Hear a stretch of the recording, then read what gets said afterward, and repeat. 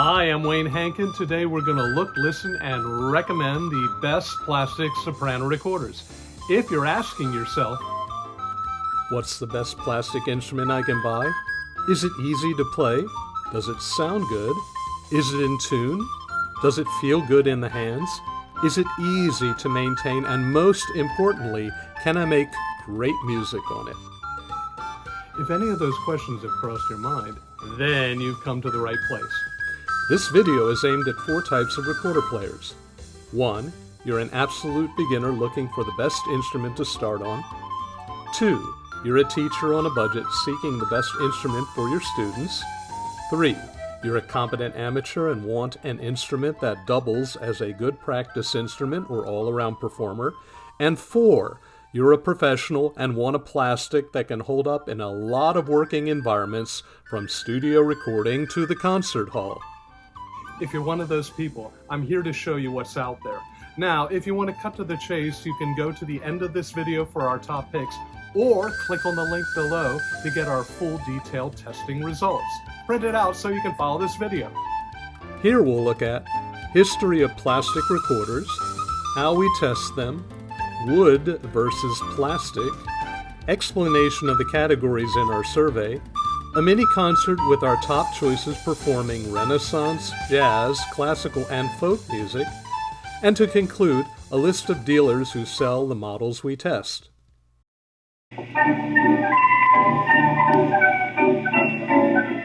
Plastics began in Germany nearly 100 years ago, 1936. Back then, bakelite was hard, brittle, and could break when dropped, exposing harmful chemicals from formaldehyde to asbestos.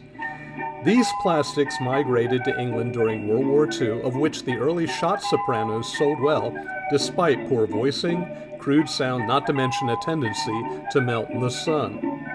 The United States entered the field with a cellulosic plastic produced by Kodak maybe as early as 1939.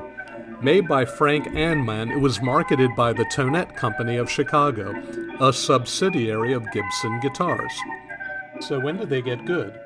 It took a while, but by the mid-1970s, Friedrich von Huene created the first modern version of a plastic Baroque Brisson alto for Xenon. The Stainsby Jr. soprano followed, and since then other makers have followed Xenon's example. These ABS models are not only made in Baroque style, but Renaissance too. Yamaha and Mollenhauer introduced recorders in colors, and most recently it was Yamaha that produced a recorder made of a new ecologically friendly composite material named EcoDeer, which is 70% plastic and 30% PLA resin derived from plants. So that's where we are today. What did our test show? Well, many companies produce first-rate instruments and the quality keeps improving. That's very good news for you, because if you're looking for something low price, you can find a first-rate instrument for under $4. We tested up to 15 brands comprising over 40 instruments, and to round off our survey, we tested an affordable wood recorder, a school instrument made some 6 years back, a 50-year-old Xenon Stainsby Jr., a recorder found in a dollar store, a tonette, and a flutophone, which are still used in schools today. Not included in our survey, electronic recorders, composite recorders of wood and plastic, like Mech's Flauto 1 or Mollenhauer's Prima or Hohner Melody, and 5- and 7-tone pentatonic recorders like the Kelishek instrument. I created a test piece in early Baroque Venetian style to see how well these instruments hold up to quick articulation over a full 2-octave range.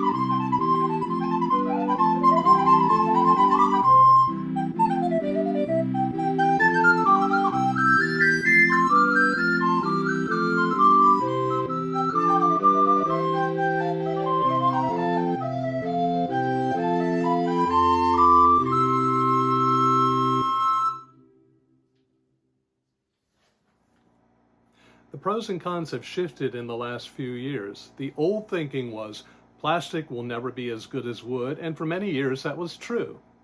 Since the introduction of the Stainsby Jr., there are many plastics equal to wood. Some have straight windways, or like the Stainsby Jr., curved windways. So, which is better, plastic or wood? That's not the question to propose. What you really should be asking is, what do you like in a recorder? Do you like it light and nimble, or do you like it down the road medium style, or do you like something dark and rich? To me, choosing a soprano is a lot like choosing maple syrup.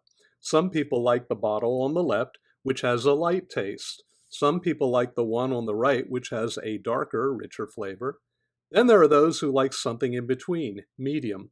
Medium sound is good for blending with a recorder consort or other chamber instruments. It won't stick out, but robust enough to hold its own without taking over. A well-made wood recorder tends to be darker, which is good if you're playing solo in a concert hall. This is where you want your instrument to float above the orchestra, otherwise you'll get drowned out. But most plastics tend to be the lighter sound, which can be advantageous for a pro who wants a good sound at a recording session, but does not want his sound to bleed into the other instruments around him. Your recordist or recording engineer will thank you for that, because it makes their miking, recording, and final mix down easier to manage. How do plastics and wood differ? With plastics, they cost less. You can drop them and they shouldn't crack. They're dishwasher safe, most have a lighter feel than wood, and they look good. With a little care, they can last for decades, delivering consistent performance. The con is they don't absorb moisture, so if you're a wet player, chances are the windway will clog and your sound will diminish or go out entirely. A good wood instrument usually costs more, requires more maintenance, but you get 3 advantages. 1. If it's well made, it usually carries a darker character. 2. Most woods have cedar blocks which absorb windway moisture. 3. Unlike plastic, if you play your wood instrument on a regular basis, in time it will adopt characteristics of your playing. And it's true, with care, some wood can improve over time. The cons are, they can warp and crack whether you overplay the instrument or drop it on the floor. You might also ask, can people distinguish a wood sound from a plastic one? Well, maybe if you play them side by side, but here's the bottom line. Most people, and that includes professional musicians, can't tell the difference. So in our testing, we included a reasonably priced wood recorder, the Mollenhauer Dream. We'll also be testing its plastic Dream cousin to see how they compare. So, which is better, plastic or wood? Answer, neither. They're just different. Another instrument you'll hear that falls outside of our category is the flutophone, still used in some schools across the country. Are they good tools for teaching? Can you make good music on them?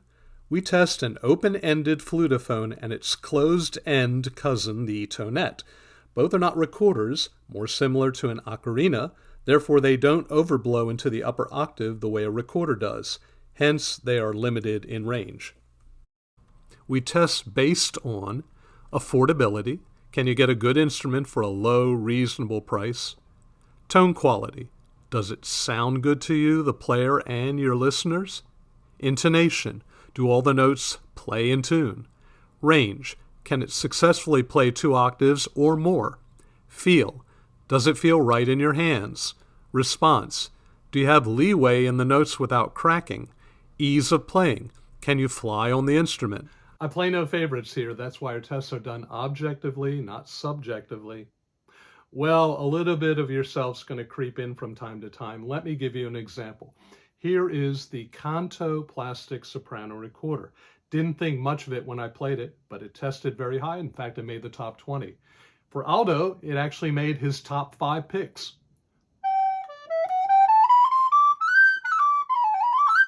Go figure. Once they're tested, they're put into one of 4 categories. Number 1, player's instruments. These are the instruments that meet all criteria of our testing. Sound and craftsmanship are top-notch. You can't go wrong with any of these choices. They're all winners. Number 2, acceptable. These are good instruments, but may have some shortcomings like one-piece recorders with an unadjustable bottom joint. Therefore, a lefty can't play it. or lessees in the upper register. However, they are suitable, reliable choices for beginners. 3. The drawing board. These are instruments that have some benefits, but are held back with major issues that will hold you and your students back as well. And finally, the fourth group, toys. These items will look great on your wall, your garage sale table, or your local landfill. Well, enough talk. Time to hear our top picks. Enjoy.